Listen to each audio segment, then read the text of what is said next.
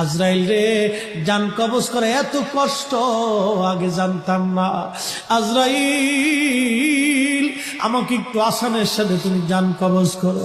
আজরাইল বললেন, হুজুর, আসমানের নিচে জমিনের উপরে আপনার চাইতে সহজভাবে জান আমি কারো কবজ করি নাই।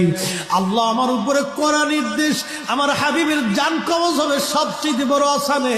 হুজুর, আমি যদি আপনাকে আসানে জান কবজ না করি, নবী গো, আল্লাহর লানত আমি ধ্বংস হয়ে যাব।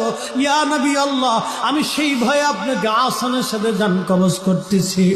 হুজুর গো, আপনি নবীর আগে এবং পরে এত আসানে কারো জান কবজ হয় নাই, হবে না। আল্লাহর নবী ডেকে বলে, আজরাইল, জান কবজ এত কঠিন, এত কঠিন, আমার কাছে কষ্ট হয়। একটা অনুরোধ তোমার কাছে করে দেয় আজরাইল, আমার উম্মতের জান কবজটা তুমি সহজে কইরো।